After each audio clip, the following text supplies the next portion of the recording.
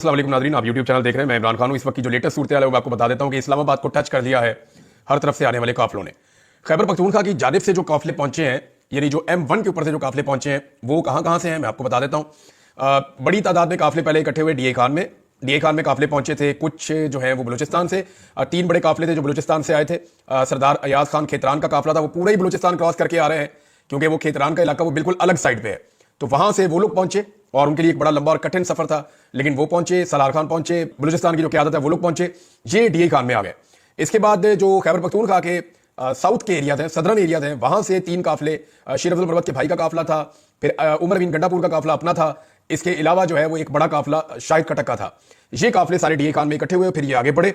जब ये सी पैक पे आए तो वहां पुलिस ने इनके सामने रुकावटें रखी थी, तो इनका पहला इनकाउंटर वहां पे हुआ, पुलिस के साथ सामना हुआ और वहां पे बड़ी जबरदस्त झड़पें पुलिस के साथ चल रही थी। इतने में मियां वाली के लोग जो है वो उकब से कामयाब हो गए और उन्होंने रुकावटें तोड़ के सी पैक के ऊपर रास्ता बना लिया। जब मियां वाली के लोग पीछे से आए तो सामने से जो है वो कुछ लोग इस तरफ को गए और पुलिस बीच में सैंडविच बन गई और फिर काफिलों के लिए रास्ते खुल गए। ये लोग रात को टाइमली निकल पड़े थे और इन्हें मौका मिल गया सी पैक के ऊपर पुलिस को खुदेड़ने का। तो जब पुलिस भाग गई तो ये लोग मोटरवे पे पहुंच गए, जो पेशावर से इस्लामाबाद की जानिब जाती है। अब इनके सामने रुकावटें बहुत कम थी, जो रुकावट आई है ये उसको उखाड़ते गए, उसको हटाते गए। और ये इतना बड़ा काफिला था कि एक आम शहरी ने एक वीडियो बना के शेयर की, वहां बैठा हुआ था, उसने 10 मिनट तक उसने रिकॉर्डिंग की है। तो 10 मिनट बस गाड़ियां भागती ही जा रही हैं और अच्छी खासी रफ्तार में गाड़ियां जा रही थी, और वो उसके बाद भी वीडियो बना सकता था, काफिला खत्म नहीं हुआ था। तो 10 मिनट तक अगर गाड़ियां भागती जा रही है और इतनी ज्यादा गाड़ियां जा रही है सारे, और रोड के दोनों तरफ, आने वाली साइड पे भी और जाने वाली साइड पे भी, तमाम रास्ते इस्लामाबाद की तरफ जा रहे थे। तो ये लोग जाकर उतरे हैं, इस्लामाबाद से ज्यादा दूर नहीं है वो इलाका, ये अटक का एक एरिया है, वहां से ये उतरे नीचे और वहां से उतर के फिर इन्होंने रास्ता लिया इस्लामाबाद टोल प्लाजा का। ये इस्लामाबाद टोल प्लाजा से 15 किलोमीटर पहले जाकर रुक गए थे और इंतजार कर रहे थे अली अमीन गंडापुर का। इन्हें यह तवक्को भी थी कि अली अमीन गंडापुर पीछे से हमें कॉल भी कर सकते हैं कि उल्टे आओ वापस, कटी पहाड़ी के इलाके में जो रुकावटें उनको पीछे से मिलकर हमारे साथ मदद करो। लेकिन इन्हें यह कॉल नहीं आई, ये पूरा काफिला वहीं पे मौजूद रहा और जो अटक के शहरी हैं वो भी निकले और निकल के वो भी इस्लामाबाद टोल प्लाजा की तरफ आकर वो भी जमा हो गए। तो ये बहुत बड़ी तादाद में लोग हैं। खावर बुखारी साहब हैं अटक के, और बहुत सारे लोग हैं अटक के, कुछ MPs हैं जो अटक से इलेक्शन जीते हैं, वो लोग भी हैं। तो ये सारे लोग आए और ये भी आके मोटर पे इकट्ठे हो गए। अब ये मियां वाली और अटक के लोग हैं, इनके अलावा बलूचिस्तान के और जो साउथ एरियाज हैं खैबर पख्तूनख्वा के, ये उनके लोग हैं। बन्नू से आए हुए लोग हैं, जनाब ये कर्क से आए हुए लोग हैं, ये वजीरिस्तान से आए हुए लोग हैं, ये डीए खान से आए हुए लोग हैं। तो ये सारे लोग वहां इकट्ठे हो गए। अब ये हो गया काफिले का एक हिस्सा। यहां क्लेम किया जा रहा है कि 1 लाख के करीब लोग इसके साथ शायद मौजूद हैं, इतनी बड़ी तादाद में। अच्छा, जो दूसरा काफिला है जो बहुत बड़ा है वो अली अमीन गंडापुर का है, और उसके अंदर भी 3 काफिले शामिल हो चुके हैं। एक उसके अंदर जो है वो मालाकंड डिवीजन शामिल हो गया, दूसरा उसके अंदर जो हजारा डिवीजन है वहां से जो लोग आए वो काफी लड़ते हुए आए, उन्होंने 3 रुकावटें दूर की, पंजाब में से गुजर के वो अली अमीन गंडापुर के पास आकर मिले। फिर इसी तरह जो मालाकंड के लोग हैं या चित्राल के लोग हैं या गिलगित बल्तिस्तान के लोग हैं वो भी इन्हीं रस्तों से होते हुए अली अमीन गंडापुर के काफिले से मिले। फिर गंडापुर का अपना एक काफिला है, पेशावर और सराउंडिंग के इधर जितने शहर हैं, आपको हाट को ले ले, बाकी जगहों को ले ले, चारसदा को ले ले, ये सारे उनके साथ इकट्ठे हुए और इन्होंने आकर मोटरवे पे ट्रेवल करना शुरू किया। आगे इनको स्वाबी और मर्दान से जो वहां के कारकुन है उन्होंने ज्वाइन किया, ये सबसे आखिर में ये शामिल हुए क्योंकि सबसे करीब थे। और अब इनके सामने कटी पहाड़ी थी। कटी पहाड़ी वो एरिया है जहां पे 20,000 के करीब एहलकार मौजूद थे और ये प्रोफेशनली ट्रेंड है। इन्होंने काफी दिनों तैयारियां की हैं, बड़ी इन्होंने मैपिंग शैपिंग की है, हर चीज के हथियार जो इनको चाहिए थे वो इनको दिए गए। इनके पास स्टन ग्रेनेड्स भी थे। ये स्टन ग्रेनेड जो होता है ना, मैंने पहले भी आपको बताया था, ये इस्तेमाल हो चुका है माजी में। एक ऐसा ग्रेनेड है जिसको, ये मिलिट्री ग्रेड वेपन है, इसको इस्तेमाल किया जाता है जब कोई तंगो तारीख गलियों में या बंद घरों के अंदर ऑपरेशन किया जाता है मिलिट्री की जानिब से, तो इस ग्रेनेड को पहले अंदर फेंकते हैं। आपने देखा होगा अक्सर फौजी पहले अंदर ग्रेनेड फेंकते हैं, उससे एक धमाका होता है, धुआं होता है, फिर वो अंदर दाखिल होकर अटैक कर देते हैं। इस ग्रेनेड की खूबी है कि जहां पे ये फेंका जाता है ना, तो चंद सेकंड के लिए लोग हवास बाख्ता हो जाते हैं, यानी अगर उनके पास वेपन भी है तो वो फायर नहीं कर सकते। ये इंसान के आसान खता कर देता है। इतना जबरदस्त इसका धमाका और इसकी शिद्दत होती है, इसका थ्रस्ट इतना ज्यादा है कि ये बंदा मारता तो नहीं है लेकिन आदमियों को बेबस कर देता है। तो इसको इस्तेमाल किया गया। बल्कि कुछ ग्रेनेड जो है जो बाद में इन्होंने रिकवर किए वहां से पाकिस्तान तहरीक इंसाफ के कारकुनों ने, तो सुहेल अफरीदी ने निकाल कर दिखाया भी है सूबाई वजीर ने कि ये स्टन ग्रेनेड्स हैं और ये हमारे खिलाफ इस्तेमाल कर रही है रियासत, तो ये जुल्म है, ये हमारे साथ ना किया जाए। कुछ कारकुन जो है वो गिरफ्तार भी हुए पाकिस्तान तहरीक इंसाफ के, जो खैबर पख्तूनख्वा के काफिले के साथ आ रहे थे। तो उसके बदले में तहरीक इंसाफ के कारकुनों ने पुलिस वालों को यरगमाल बना लिया और फिर उनके साथ बातचीत करके पुलिस वाले छोड़ दिए और कारकुन जो है वो अपने वापस ले लिए। मौके के ऊपर ही फैसला हो गया, ना कोई अदालत ना कोई और चीज। पुलिस वालों ने भी कहा ठीक है अपने बंदे वापस लो, इनके बंदे छोड़ दो।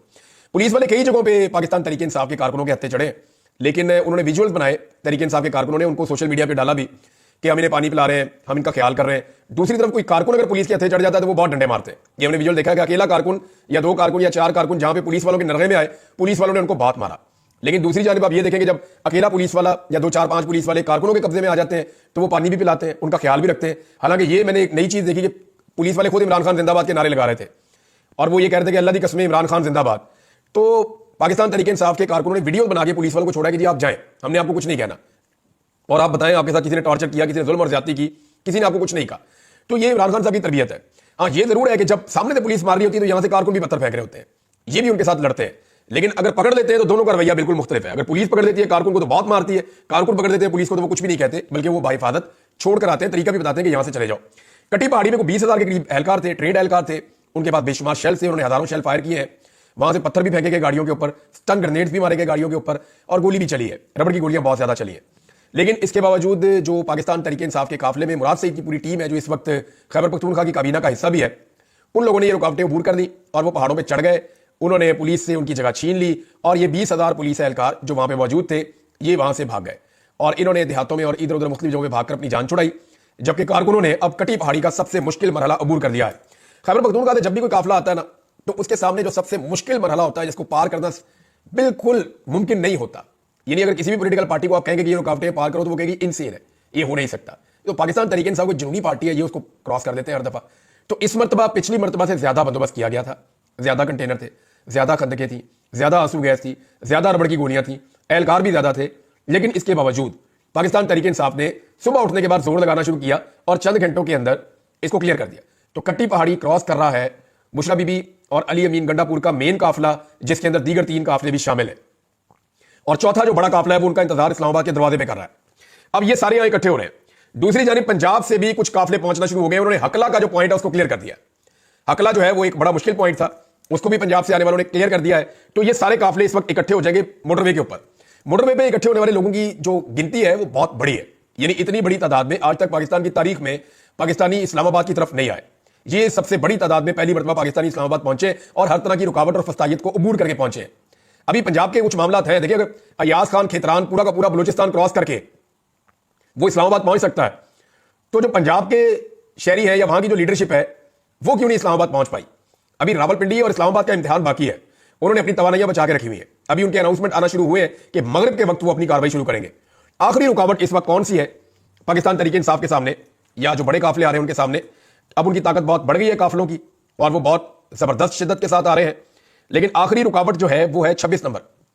26 नंबर का जो एरिया है, यहां पे पुलिस पूरा बंदोबस्त करती है कि इसको कोई क्रॉस ना कर सके। लेकिन यहां प्रॉब्लम यह है कि अंदर की तरफ से बड़ा दबाव है रावलपिंडी और इस्लामाबाद के शहरियों का।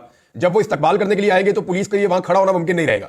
तो ये कंटेनर, जैसे हमने पहले देखा, कंटेनर तिनकों की तरह लोग कभी उधर धकेल रहे हैं, कभी उधर धकेल रहे हैं।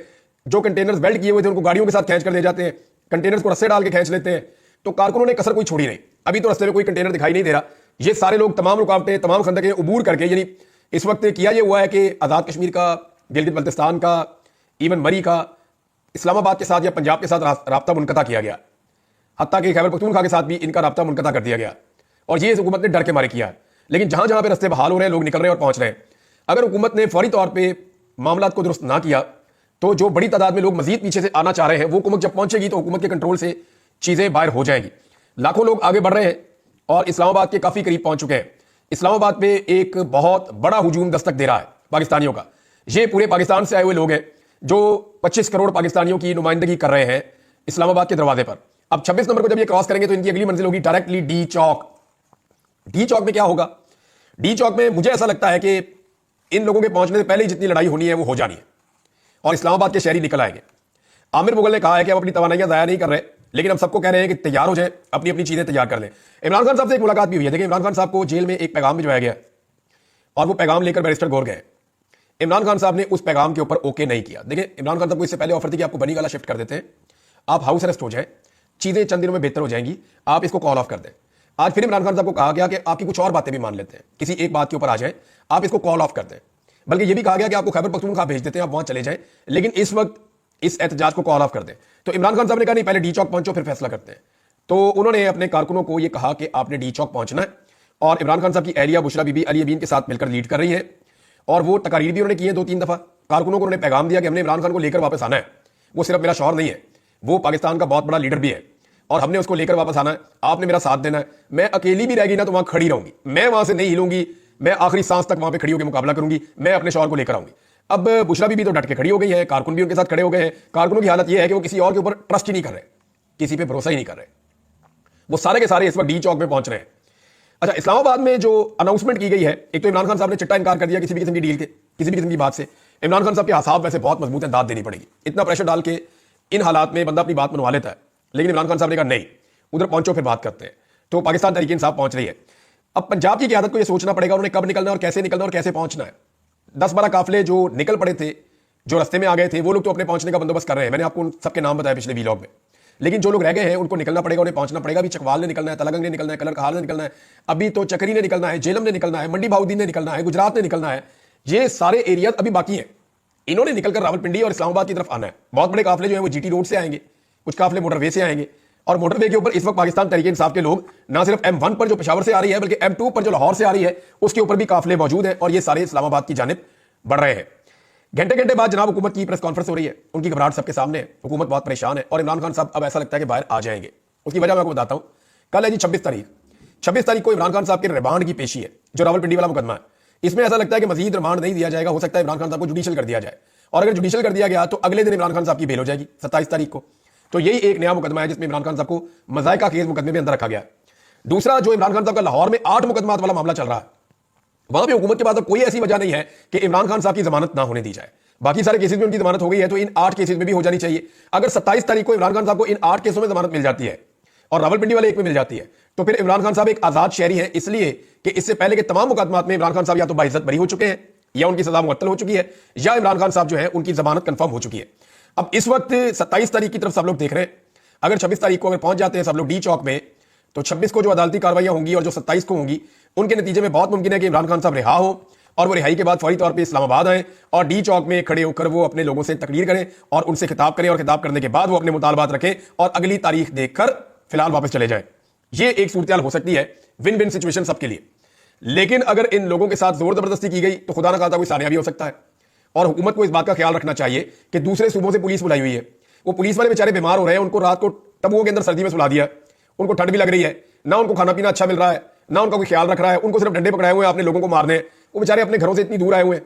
तो मेरी ये गुजारिश उन पुलिस वालों से है कि आपने अपनी सिक्योरिटी का बहुत ख्याल रखना है। यहां पे ऐसे अनासर हैं जो फायदा उठा सकते हैं इस सारी सिचुएशन का। लिहाजा किसी भी दहशतगर्दी से, किसी भी वाकये से आपने अपने आप को बचाना है। किसी की सियासत या किसी की दहशतगर्दी की आपने भेंट नहीं चढ़ना। जहां पे आप सोएं या जहां पे आप आराम करें, वहां पे आपको अपनी सिक्योरिटी के लिए खुद बंदोबस्त करना है, अपने लोगों को खड़े करना है, एक एक बंदे को चेक करना है और फिर आपने उनको आने देना है। अदरवाइज ये एक लैप्स हो जाएगा ना, तो सिक्योरिटी का लैप नहीं होना चाहिए। सिक्योरिटी वालों को चाहिए कि खुद अपना भी ख्याल रखें और अपने साथ जो साथी आए उनका भी ख्याल रखें, क्योंकि इस्लामाबाद इंतजामिया तो खुद गर्ज है, हुकूमत को तो आपसे कोई गर्ज नहीं है। वो तो ऐसा लगता है कि उन्होंने पुलिस वालों को बीमार होने के लिए बुलाया और बीमार होने के लिए छोड़ दिया है। इस्लामाबाद और रावलपिंडी की आवाम के लिए एक गुजारिश है, ये लोग लगभग जब पहुंचेंगे तो 2 दिन हो जाएंगे इनको चले हुए, और शदीद लड़ाई के बाद ये लोग पहुंचे हैं आपके पास और इन्होंने बड़ी तकालीफ बर्दाश्त की है, आंसू गैस की शेलिंग खाई है, डंडे खाए हैं, बड़ा जागते रहे हैं, बड़ी देर लड़ते रहे हैं, तो ये लोग बड़ी तकलीफ बर्दाश्त करके आ रहे हैं। तो जो अनाउंसमेंट की गई है वो ये है कि बिस्किट, केक, खाने पीने की अशिया, पानी, जूसेस और जो गर्म कपड़े हैं, कंबल हैं, ये जो मुजाहिरीन आ रहे हैं उनको फराम किए जाए और उनको वेलकम किया जाए, ताकि उन्हें लगे कि वो दारुल हुकूमत में आए हैं। दारुल हुकूमत में जो हुकूमत है वो तो पाकिस्तानियों को वेलकम नहीं कर रही, उन्होंने तो इसको एक किले में बना दिया था, कन्वर्ट कर दिया था, जिसके अंदर कोई दाखिल नहीं हो सकता। लेकिन दारुल हुकूमत के लोगों को चाहिए कि वो वेलकम करें। और ये जो डीपीओ है उसको लोग सारा दिन ढूंढ रहे थे। अगर किसी सरकारी अफसर ने यूनिफॉर्म में बैठ के सियासी बयान देखना है ना या देना है, तो वो पहले इस बंदे की शक्ल देखे, गौर से देखे और फिर इबरत हासिल करें जो लोगों ने इसके साथ कर दी है। होना तो ये चाहिए जब हुकूमत तब्दील हो तो इस डीपीओ को एक दिन अटक के पुल पे खड़ा किया जाए और जो भी खैबर पख्तूनख्वा से आई है उसको वेलकम करे। और ये कोई बुरी बात नहीं है, इसने तौहीन की थी लोगों की, लिहाजा इसको उन्हें वेलकम करना चाहिए। डीपीओ कहीं दिखाई नहीं दे रहा, पता चला उसको टिकटॉक का भी शौक है, अब जितने मर्जी बना ले। अटक की हर दीवार पे उसका नाम लिखा हुआ है, अटक के शहरियों ने हर जगह पे डीपीओ को चैलेंज किया और उसको उसका चैलेंज याद दिलाया, लेकिन डीपीओ कहीं दिखाई नहीं दिया। तो ये एक निशान इबरत है जिसको सारी ब्यूरोक्रेसी हमेशा याद रखे। मैंने आपसे जिक्र किया कि अहमद फराद का बहुत बड़ा रोल है, वो अपनी शायरी के जरिए लोगों को उभारते हैं, उनको लेकर आते हैं, उनके अंदर इनकलाब पैदा करते हैं। इसी तरह इस डीपीओ का भी बहुत बड़ा रोल है कि इसने जो कुछ बोला उसके बाद लोग बहुत गुस्से में थे और वो इसको ढूंढते ढूंढते अटक को क्रॉस कर गए। नाज़रीन, एक हिकमत अमली हुकूमत ने और बनाई और वो ये है कि अब वो सोशल मीडिया के जो एक्टिविस्ट है या सोशल मीडिया के जो जर्नलिस्ट है उनको अब गिरफ्तार करेगी। हुकूमत ने हिकमत अमली इसलिए बनाई है कि उनको ये आइडिया हो गया कि हमने तमाम पाकिस्तान के मीडिया को ब्लॉक कर दिया है, इलेक्ट्रॉनिक मीडिया और अखबार कुछ नहीं दिखा रहे, कुछ नहीं बता रहे, हकायक सामने नहीं आ रहे, हमारी मर्जी की कवरेज हो रही है। ये सोशल मीडिया के ऊपर जो जर्नलिस्ट है ये जो कवरेज कर रहे हैं इसका बहुत बड़ा इंपैक्ट आ रहा है। तो फैसला किया गया इनको गिरफ्तार कर दिया जाए। तो जितने भी हमारे सोशल मीडिया के साथी ग्राउंड के ऊपर इस वक्त कवरेज कर रहे हैं वो अपना ख्याल रखें, इकट्ठे रहें और कोशिश करें कि जितना ज्यादा हो सके वो गिरफ्तारी को अवॉइड करें। अगर वो गिरफ्तार खुदा न खास्ता हो जाएंगे हम उनके लिए भरपूर आवाज उठाएंगे। हम उनके लिए वकला भी मुहैया करेंगे, पूरा जोर भी लगाएंगे, साफती तंजीमों को भी एक्टिवेट करेंगे। हम जो हमसे बन पड़ेगा हम करेंगे, लेकिन उनसे गुजारिश ये है कि वो ग्राउंड पे तो जरूर मौजूद है, लेकिन वो गिरफ्तारी से अवॉइड करें और गिरफ्तार होने से खुद को बचाएं। अब तक इतने, अपना ख्याल रखिएगा, अपने चैनल का भी। अल्लाह हाफिज।